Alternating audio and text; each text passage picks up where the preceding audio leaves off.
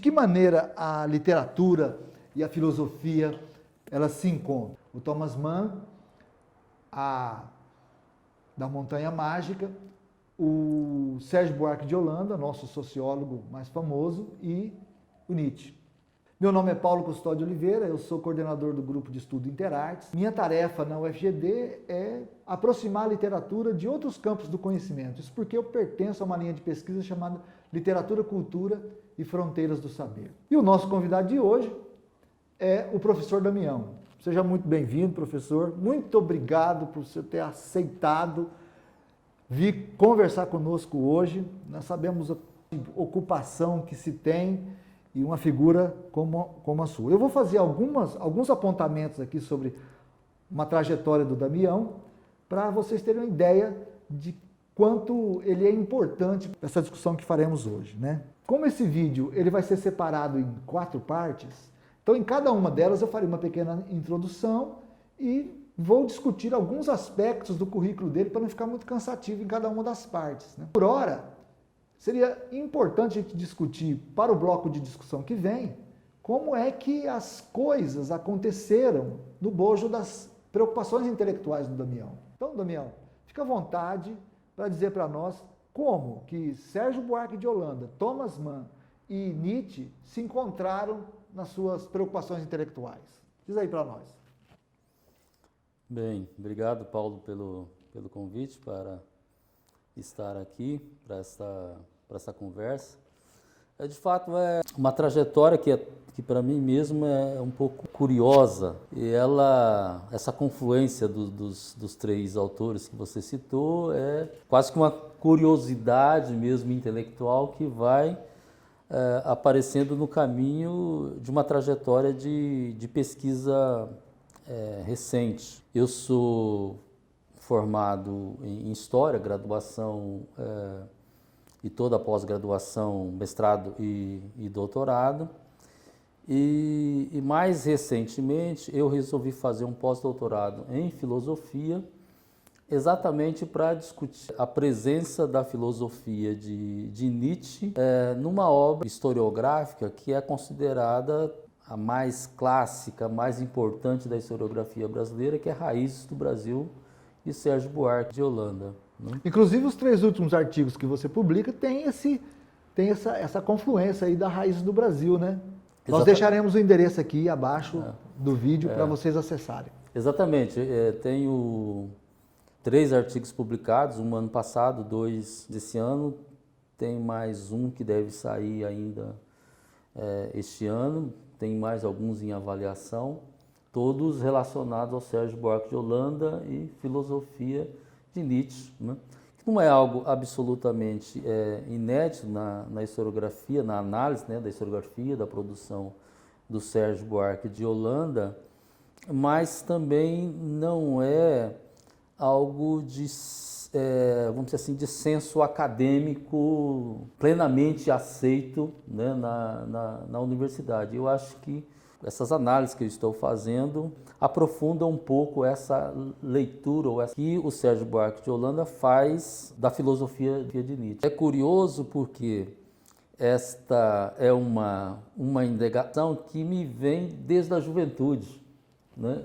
Eu te falei, acho que eu não te falei isso na nossa primeira conversa, mas como estudante de História, eu li Raízes do Brasil quando estudante, né? Sim. Na graduação. E lá tem uma expressão que o Sérgio Buarque de Holanda usa para definir a cordialidade brasileira, né?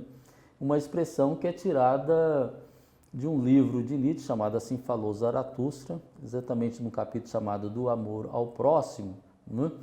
E que eu até trouxe uma colinha aqui, me dá licença que eu vou ler.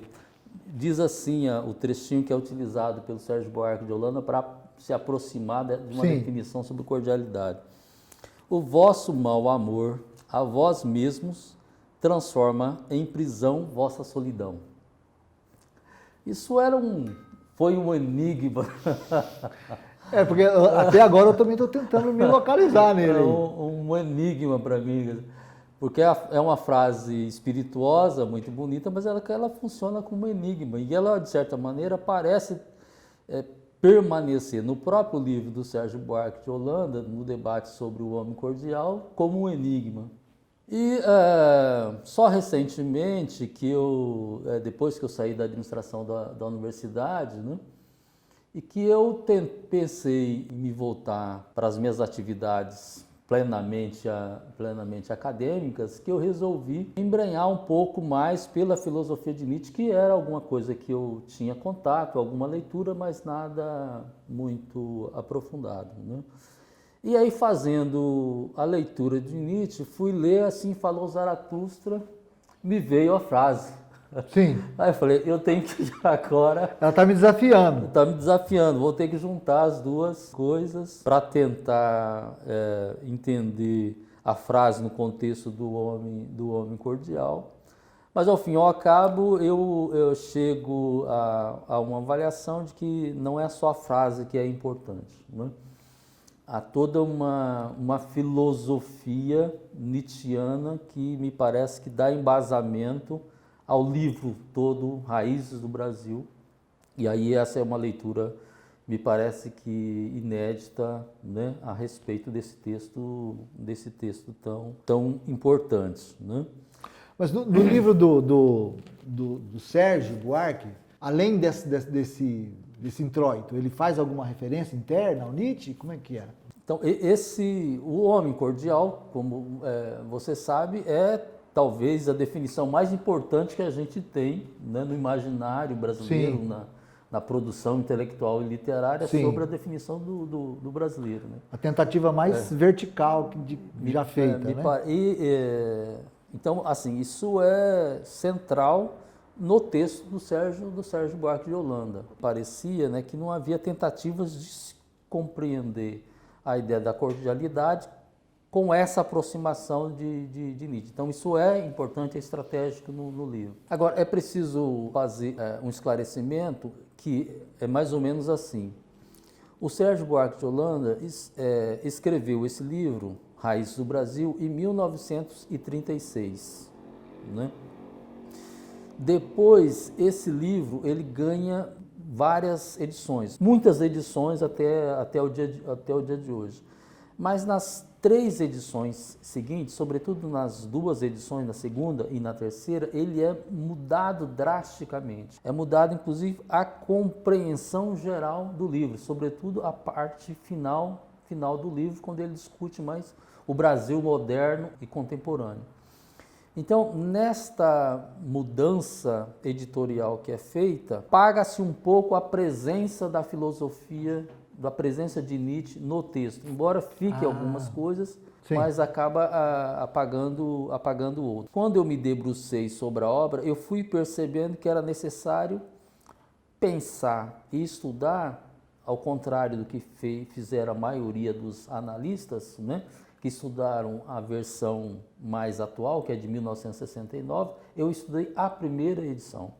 Então, na primeira edição, me parece que estão os elementos mais importantes que faz a conexão da obra com a filosofia de Nietzsche. Entendi. Né? Existem, né, outras referências diretas, notas, né, tem uma nota e tem uma epígrafe, que é também nietzschiana. E além dessas 3 referências, me parece que é possível encontrar outros elementos, né, que justifica esta relação entre essa obra, Sérgio Buarque de Holanda, e a filosofia de Nietzsche.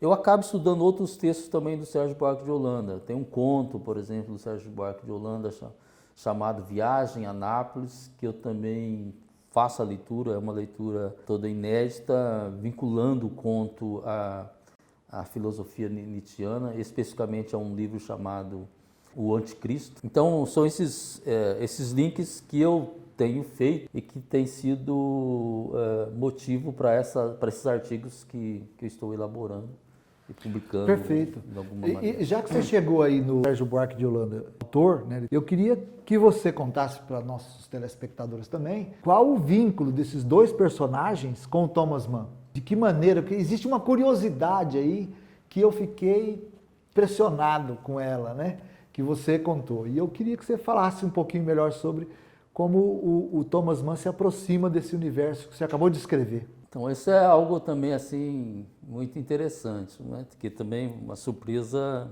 total para mim. Eu tive que, em função de estudar o Sérgio Buarque de Holanda, um pouco percorrer quase toda a produção dele, né? Que é vastíssima, né? Não só no campo historiográfico, mas jornalístico e de crítico literário. A primeira militância do Sérgio Buarque de Holanda é como modernista. Ele é um primeiro representante da revista Claxton, né, no Rio de Janeiro, né? E depois ele é um dos editores da Estética. Então há uma proximidade do Sérgio Buarque de Holanda com o universo do modernismo. O universo do modernismo e da literatura sobretudo. Né? Sim. Que ele exerce essa função de crítico literário, né, nas revistas e depois nos jornais durante muito tempo.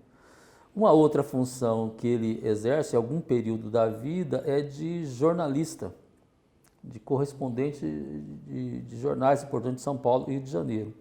Inclusive, no final da década de 20, em 1929, ele é convidado a ir à Alemanha como correspondente dos diários associados, se não me engano, dos jornais de Chateaubriand. E na Alemanha, vivendo em Berlim, ele acompanha o acontecimento que é o Prêmio Nobel de Literatura para Thomas Mann em função da obra Os Buddenbrooks. O Sérgio Buarque de Holanda pede uma entrevista. Eu vou pedir uma entrevista, né? Quem sabe, né? Sim. Aí o Thomas Mann diz, como não? Não vou atender um conterrâneo da minha mãe. Né? Mais ou menos assim. Então, aí o Sérgio Buarque narra a entrevista no dia, o Thomas Mann recebe o prêmio, depois volta, na hora marcada, recebe, né? O Sérgio Buarque de Holanda e, evidentemente, que o Sérgio Buarque de Holanda quis saber um pouco mais sobre o fato da mãe do Thomas Mann ser brasileira. Ele confirma exatamente, minha mãe é brasileira, ela, Júlia Bruns, provavelmente era filha de um alemão com uma mestiça portuguesa indígena ou portuguesa negra. A mãe morre aos 7 anos de idade, né? Quando ela tinha 7 anos de idade, e aí ela é levada para a Alemanha. E lá, então, ela tem toda uma vida dentro das tradições, né, alemãs, e acaba se casando com o industrial, o Thomas Mann, o marido dela, não me lembro agora, mas acho que sim. Agora, é interessante que Thomas Mann faz questão de afirmar que existe uma proximidade e uma influência da mãe dele na personalidade dele, mas para além da personalidade dele, na literatura dele. Ele fala, toda a minha obra está influenciada pela presença da minha mãe. Pelo sangue mestiço da minha mãe, pelo sangue brasileiro da minha mãe, alguma coisa assim, né? Eu posso até ler. Isso é maravilhoso. Aqui, um trechinho bem curtinho aqui. Ele diz assim: li apaixonadamente os clássicos alemães, os escritores franceses e russos, especialmente os ingleses, mas estou certo de que a influência mais decisiva sobre a minha obra resulta do sangue brasileiro que herdei da minha mãe.